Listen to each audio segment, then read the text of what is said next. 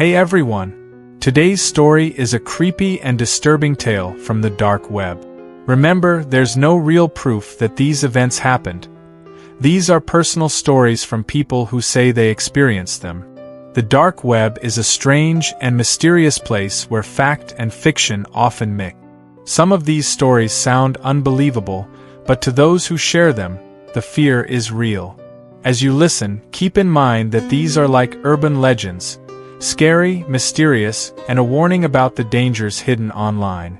A single click can lead to the unknown. If you enjoy spooky stories, don't forget to like, subscribe, and turn on notifications for more chilling tales. Stay safe out there. Jake had been driving for hours. The road stretched endlessly into the night, flanked by thick, lifeless trees on both sides. His GPS had stopped working nearly an hour ago, and his phone showed nothing but a frustrating no-service message. He hadn't seen a gas station, a house, or even another car in what felt like forever. The headlights of his car barely cut through the dense fog rolling in from the woods, making the road ahead look like a never-ending tunnel of shadows. The fuel gauge dipped lower. Jake cursed under his breath. He was running on fumes. "Come on, just a gas station, anything," he muttered. The silence around him was unnerving. No wind, no rustling of leaves, just his tires humming against the pavement.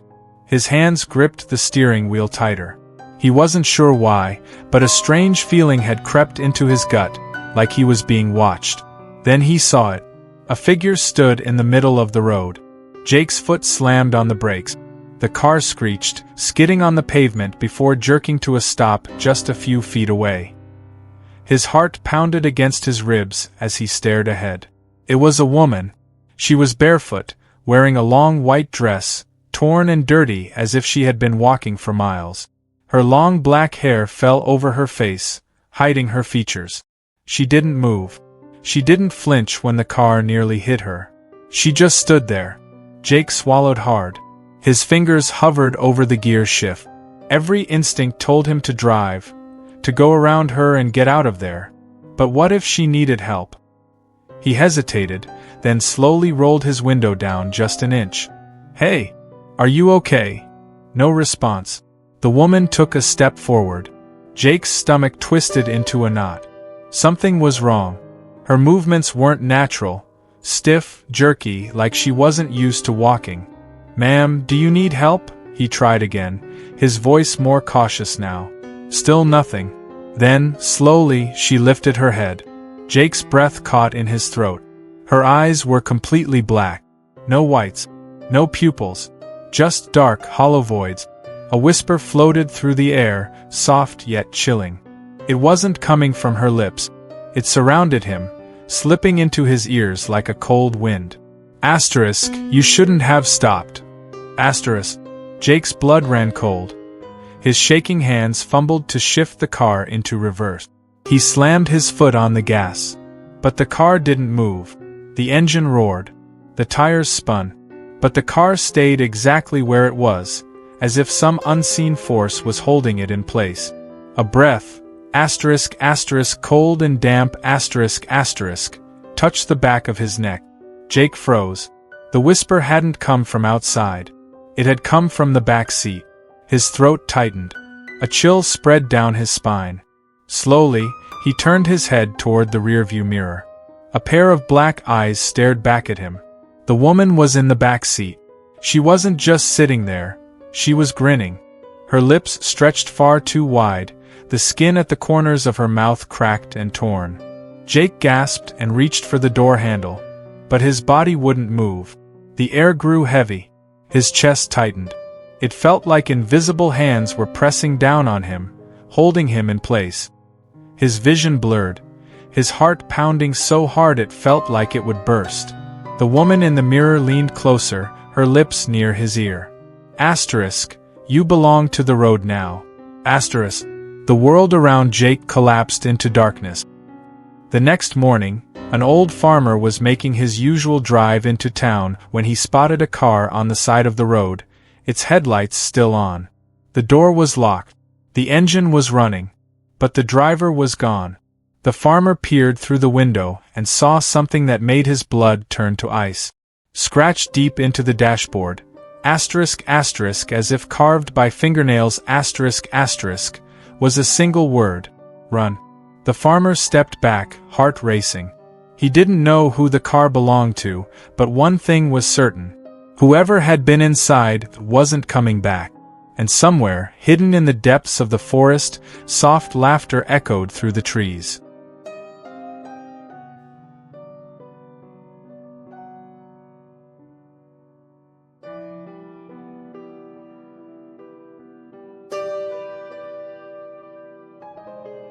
The house stood at the edge of town, hidden behind towering oak trees, its windows dark and lifeless. To Daniel and Emily it was perfect. A colonial-style home with large rooms, a wraparound porch, and a backyard big enough for future plans. The price was shockingly low, too low. The real estate agent, a woman in her 60s with wary eyes, fumbled with the keys at the front door. "You too sure about this one?" she asked. Daniel nodded eagerly. "Of course. It's a great deal." The woman hesitated. "Just, if you ever hear your name being called," she swallowed hard, "don't answer." Emily laughed nervously. "That's an odd thing to say." The woman said nothing more, simply pushed the keys into Daniel's hand and walked off briskly. That night, as they unpacked boxes in their new home, Daniel couldn't shake the unease creeping over him. The house was too quiet. Even in the dead of night, there were no creaks, no wind against the windows, no settling noises. Nothing. And then, on the second night, it started. Emily woke first. A sound drifted through the dark hallway, soft as breath. "Daniel." She sat up, her pulse hammering. It was a whisper. A familiar whisper. A voice that sounded just like her own. She turned to Daniel, still asleep beside her.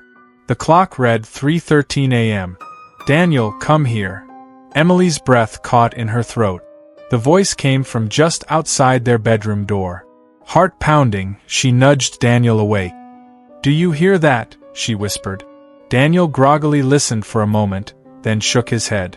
"Go back to sleep, Em." Emily lay awake until sunrise. The next night, Daniel heard it.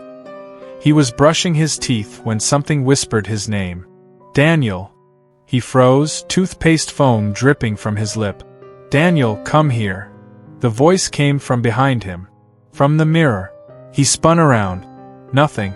The reflection showed only his wide, terrified eyes.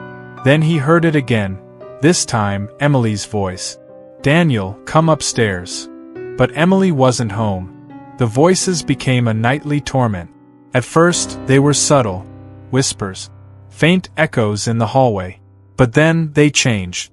They began mimicking Emily perfectly, down to her tone, her laugh, the way she spoke. One evening, as Emily was out running errands, Daniel sat in the living room watching TV. A soft rustling noise came from upstairs. Then, "Daniel." It was Emily's voice. "Come here, babe." A cold dread settled in his stomach. He knew she wasn't home. He stood slowly, gripping his phone. "Emily?" he called out cautiously. Silence. Then, the voice spoke again, closer this time. "Daniel, please." He turned toward the staircase. At the top stood Emily. Or something that looked like her. Pale. Eyes darker than they should be. Standing perfectly still. And then, she smiled. A wide, unnatural grin stretching too far. Daniel's phone buzzed. He glanced down. Emily's name on the screen. A text. "Hey, I'm on my way home. Do you need anything? Asterisk asterisk." His blood turned to ice. The thing at the top of the stairs wasn't Emily. The real Emily was still outside. His breath hitched. The figure took a slow step forward, toward him. Daniel bolted for the front door. Just as he yanked it open, Emily walked in, groceries in hand. The thing was gone. Emily frowned at his pale face. "Daniel? What's wrong?" Daniel just stared at the staircase. "It knows our names."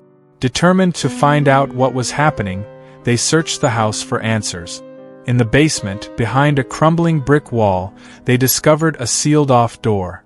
Daniel forced it open, revealing a forgotten room. The air inside was suffocating, thick with dust and decay. In the center sat a single wooden chair, facing the wall. And the walls, oh God, the walls! They were covered in names. Dozens, maybe hundreds, scratched in deep, frantic carvings. Emily's trembling hands brushed over a small, faded journal on the floor. She opened it. The first entry read, "If it calls your name, do not answer. If you do, it will take your voice. And then, it will take you." Daniel flipped through the pages. Desperate, panicked scrawls. "It knows I can hear it." I answered it. I saw myself standing at the door. "It's getting closer.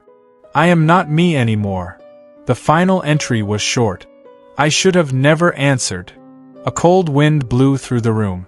And then, Emily, Daniel, they both heard it this time, right behind them. That night they tried to leave. They packed a bag, grabbed their car keys, and sprinted to the front door. Daniel twisted the knob, but the door wouldn't budge.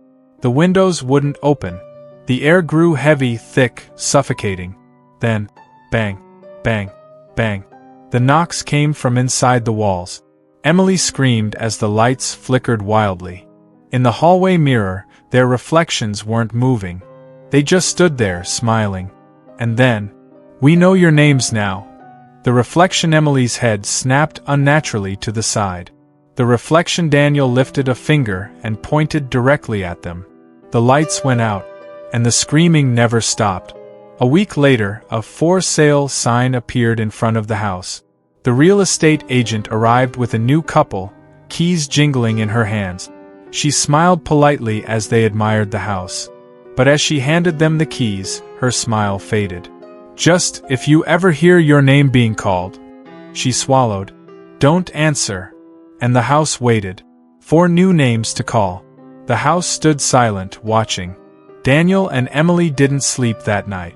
They sat in the living room, backs pressed against the couch, the dim glow of a single lamp their only source of comfort. The air felt thick, charged with something unseen. Every shadow seemed to stretch toward them, and every creak of the house sent chills down their spines. Emily clutched the journal to her chest, her hands trembling. "What if we already answered?" she whispered. Daniel shook his head, trying to steady his breath. "We'll leave in the morning," he said. "First light." But the house had other plans. At exactly 3:13 a.m., the voices returned. Emily, Daniel, soft, sweet, familiar, calling to them from the darkness. Daniel turned off the lamp. The voices stopped. For a moment, the silence was worse. Then, a slow creak. The sound of something stepping down the hallway toward them. Daniel gripped Emily's hand. Neither of them breathed. The footsteps stopped just beyond the doorway. Then, the voice came again, closer. "Daniel! Emily, come here." It was Daniel's voice. Perfectly copied. Emily squeezed his hand so tightly it hurt. He could feel her heartbeat hammering against his arm. The air grew colder. The darkness around the doorway deepened. Then, something stepped into the room. A shape, shifting, stretching. Its form was wrong, too tall, its limbs too long, as if it had forgotten how to be human. Its face, God, its face, was a warped, shifting copy of Daniel's, flickering between expressions like a glitching screen. It grinned. "Come with me." Daniel couldn't move. Emily's grip tightened. The thing took another step. The moment its foot touched the floor, every door in the house slammed shut. The lamp shattered, and the room plunged into darkness. Emily screamed. Daniel grabbed her wrist and ran, blinded by panic, crashing into furniture, tripping over the coffee table. The air pulsed with static, the walls groaning as if the house itself was alive. Somewhere behind them, the thing let out a slow, distorted laugh. "Don't run," it whispered. "I know where you are." They made it to the stairs. Daniel yanked Emily forward, desperate to reach the front door. It was open. Wide open. A way out. But then, Daniel's foot hit the last step and the world twisted. They weren't outside. They were back in the hallway, standing at the top of the stairs, exactly where they had started. Emily gasped. No, no, we were. They turned to run back down, but the staircase was gone. Just a solid wall where it had been moments before. Behind them, the whisper came again. You answered. A single breath of icy wind rolled through the hallway, and then the floor vanished beneath them. They fell, tumbling through endless darkness. Daniel's scream was swallowed by the void. And then he woke up. Sunlight streamed through the bedroom window. Birds chirped outside. Emily stirred beside him, her hair tangled from sleep. For a moment, everything was normal. A dream, he thought, wiping sweat from his forehead. Just a nightmare. Then he noticed the closet door. Slightly open. A whisper drifted from the darkness inside. Daniel, wake up. His blood ran cold. He turned to Emily, heart pounding. Do you hear that? Emily sat up, rubbing her eyes. Hear what? The closet creaked open wider. Daniel's reflection stared back at him from the mirror inside. But it wasn't copying him. It smiled. And whispered, You should have left. The door slammed shut. And the screaming started all over again. Daniel couldn't move. His breath hitched, his heartbeat hammering against his ribs. The closet door remained shut, but the whisper still echoed in his ears. Emily sat up beside him, groggy and confused, rubbing the sleep from her eyes. What's wrong? She murmured, still half asleep. Daniel couldn't answer. He kept his eyes locked on the closet. He swore he had seen his reflection smile at him, seen it move before he did. His gut screamed at him to run, to get out of the house, but his body wouldn't obey. Then Emily stiffened. Her breath hitched. Slowly, she turned to look at the closet. You heard it too, didn't you? Daniel whispered. Emily didn't answer. She just nodded. A sudden knock at the closet door made them both jump. Knock, knock, knock. Slow, rhythmic, like something inside was politely waiting to be let out. Daniel shot out of bed, pulling Emily with him. They backed away toward the bedroom door, but before they could reach it, the closet door creaked open. Darkness yawned inside, swallowing the dim morning light. And then, footstep, soft, measured, emerging from the black, a figure stepped forward. Daniel felt his stomach twist into knots. It was him. No, not him. The thing from last night. His exact double. Same face, same messy hair, same tired eyes. But its smile stretched too wide, its teeth just a little too sharp. Emily let out a strangled gasp, pressing against Daniel's back. The doppelganger tilted its head. You're still here, it said. Its voice was Daniel's, but wrong, layered, as if someone else was speaking along with him. Daniel grabbed Emily's hand and lunged for the door. He yanked it open, but it wasn't the hallway outside. It was the basement. Pitch black. Endless. Emily screamed. Daniel slammed the door shut, chest heaving. He spun back around, and the doppelganger was closer now. Standing right in front of him. It smiled wider. You answered, it whispered. Daniel didn't hesitate. He grabbed the bedside lamp and hurled it at the thing's face. The glass shattered on impact, but the doppelganger didn't flinch. Then, the house groaned. A deep, shuddering vibration ran through the walls, the floor, the very air. The closet door slammed shut. The windows burst open, curtains whipping wildly. A voice, distant and ancient, rumbled through the house. Not yet. The doppelganger stiffened. Its grin faltered. Then, it turned its head, slowly, unnaturally, to the closet door, as if listening. It looked almost afraid. And then, it ran. Straight at Daniel. Daniel barely had time to react before the thing collided with him, and everything went black.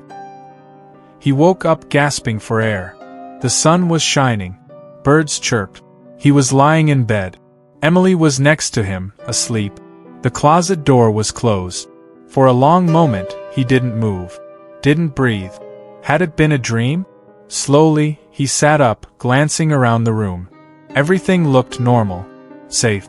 And then, Emily groaned, shifting beside him. She sat up, rubbing her temples. That was the worst nightmare, she mumbled. I dreamed we were trapped in this house. And there was something in the closet. Daniel's blood turned to ice. Emily turned to look at him, eyes still bleary with sleep. And she smiled. Too wide. Too sharp. Daniel's breath caught in his throat. Emily tilted her head. You're still here, she whispered. And then, before he could even scream, the room plunged into darkness. The house had decided. They were never leaving,